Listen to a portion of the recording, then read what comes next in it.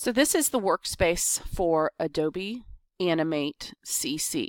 Adobe Animate was previously known as Flash, still made by Adobe, and a couple of years ago, Adobe phased Flash out and rebranded it Animate. The workspace looks the same. There are a few additions to the program that you can do now that you weren't able to do in Flash, but it still allows you to create SWF files, .swf files, and now it also allows you to make HTML5 files. Part of the reason that Adobe phased it out, or is phasing it out, is because the Flash files on the internet are sometimes security risks. But you still see them a lot of times in online advertising, video games, and stuff like that. So it's still alive and well, and this is the software that you need to learn in order to create those things. So when you first open it up, you get the welcome screen. If you had previously opened any files, this is where they show up. And these are the files that you can create with Adobe Animate. And then you have some kind of tutorials and stuff over here to the right. I'm just going to go ahead and click on HTML Canvas 5 so that we can see what this looks like. The white space here is our stage. And this is basically the work area. Whatever is in the white stage is going to be what gets published. The gray area, kind of think of it as backstage. You can set things up. You can have things start off stage or backstage and then move across the stage. Over here on the right hand side are our tools, and just like with any Adobe product, you can drag the title of the panel and dock it somewhere once you see that blue line. So I'm going to dock my tools over on the left hand side just because that's where I'm used to using them. Okay, and I'm going to go ahead and make it two columns, because if it was one column it went off the screen at the bottom.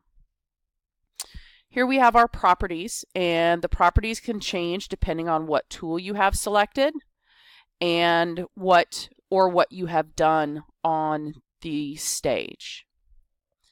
You also have a library. One of the things about Adobe Animate that you want to use is symbols. You have buttons, you have movie clips, and you have graphic symbols. And when you convert items to a symbol, they get stored in the library, and that allows you to use them more than once, and it doesn't increase the file size. You have some other panels over here that may or may not pop up when you first open Animate. We have our swatches, color, align, info, transform. And what you need to remember is that if at any time you lose a library that you need, a panel that you need, you go to the window menu. In all Adobe products, your panels are stored here under the window menu, making it easy for you to find. You use the little arrows to expand and collapse, or you can open a specific set of panels that way. Down here at the bottom is your timeline, and your timeline is probably the single most important thing that you use in Adobe Animate. The timeline is what gives you your animation. So each of these little cells, this is a particular split second in time. Now, when I first open Adobe Animate, it's telling me that my frame rate, and I can see it in two places, down here on my timeline and over here in my properties, is 24 frames per second. So that means from here to here is 1 second of time.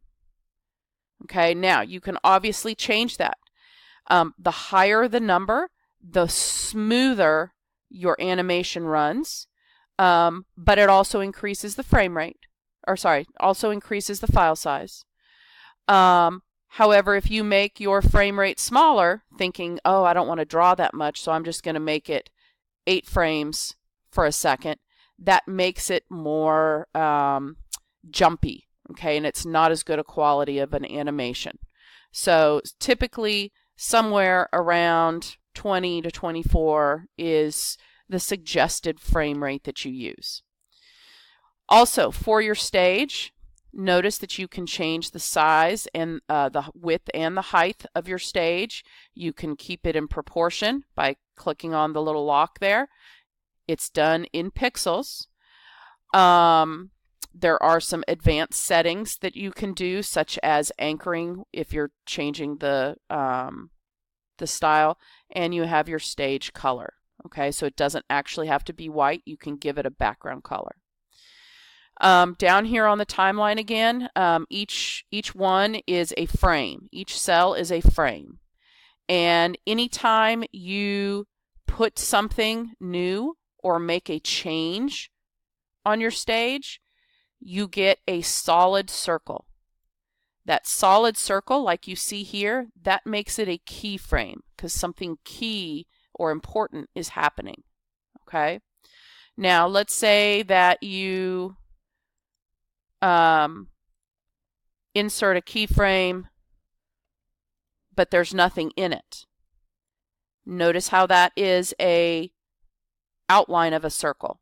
Okay, so that means it's an empty keyframe, because as I move this playhead, I can see something's there, and then there's nothing there. Okay, so this red piece is your playhead. There is a little play button down here at the bottom that allows you to play your animation. Okay, and as with all Adobe products, you have your menu bar at the top, and you have similar things. You have your new open saves here, edit with cut, copy, paste, view, so that if you wanted to view rulers or a grid to help you lay things out, you could. You have an insert menu, modify text, different commands, control, which allows you to test your movie, debugging it, and of course window, where everything you can open any panel, and then the help menu. Okay, anytime that you accidentally close a ton of your stuff, you might just want to come back here or up here to the window menu and reset your workspace. And initially when you open it up, it's set as essentials. That does put this back here, which of course I don't want my toolbar there. I want my toolbar over on the left, just because that's where I'm accustomed to using it.